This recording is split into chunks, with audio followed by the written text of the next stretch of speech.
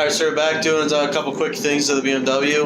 One of the things I have to do is mount the shifter. So I've got the factory shift linkage right here that I'm going to attempt to mount to the trans and get a little bit closer to the stock position as I can, like as close as I can go. Basically, off of initial measurements, it's not going to be the same hole. Let this out till about back here. The actual shifter will come out right here, so it's going to be, I don't know, is that 4 inches, 3-4 inches further. So I'm going to go get the cutoff wheel and start cutting it out.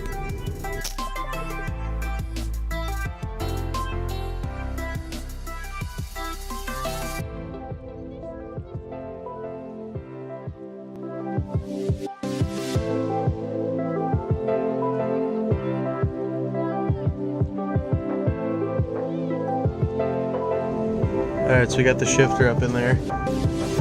It's not terrible.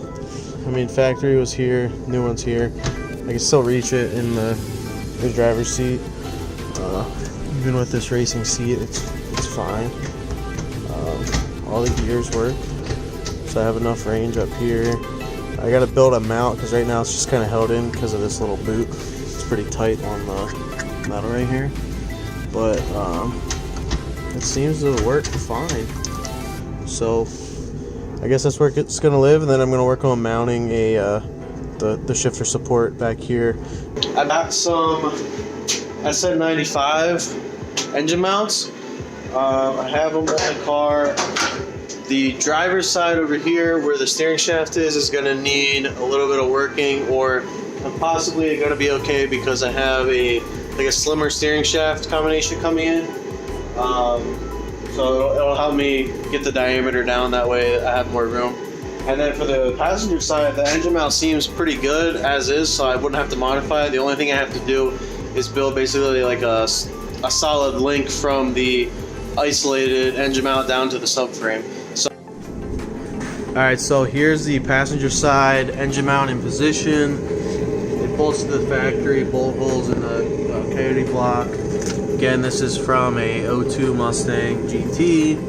So basically all I have to do is build a solid mount. I'm going to reinforce these. They sell these plate kits to reinforce this from the bottom just because right now it's 1 layer thick.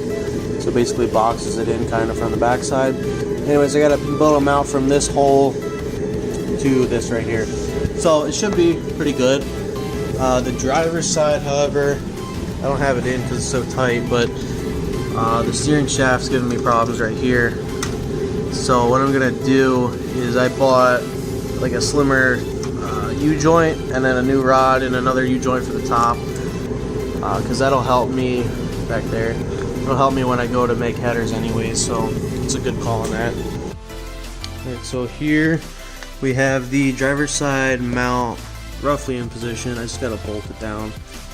But basically the single bolt that goes back there to the frame is still connected, and then I have the SN95 mounts in there. Pull it that way. So it's 1.5 inch tubing, and then same thing on the passenger side. Tubing goes directly to the isolator. It needs bolted down and tightened, so it'll adjust a little bit. I need to basically merge cylinder 7 and 8 yet, similar to how I did it to 5 and 6, like that. In order for clearance, as you can tell, it is very tight in there. There's not too much that I could have done differently. I could probably move this in a tad, but I like where it sits, so it's gonna sit there. And then I need to build a collector on the bottom as well. The steering shaft is not in, it's right here, but it does kind of work. I mean, it definitely works. So I don't know if you can see it right here, but there's the slimmer U-joint there, as well as the top. And then for the inside, what I had to actually do was move the shifter, like the whole mechanism above, like into the cab, because basically I need enough room around where the drive shaft would go. So this is the stock Mustang mount right here, but it's flipped upside down and it's obviously into the cab that way. So I'm gonna have to block all that off and everything, but what's nice is whenever I put the center console in, it blocks it all off really nicely and I don't have to worry about it. So it'll look good once I get a little boot cover on there. Next, I gotta build the passenger side header and finish the driver's side one. So once I get that finished, I'll try and video during it, but it's kind of hard to cut it and do all that while also videoing by myself. So if I don't show you how I did it, I'll show you the end result and I'll kind of walk through how I started it. So thanks for watching, and please subscribe so you can watch the rest of the videos, and hopefully we can get this thing started soon.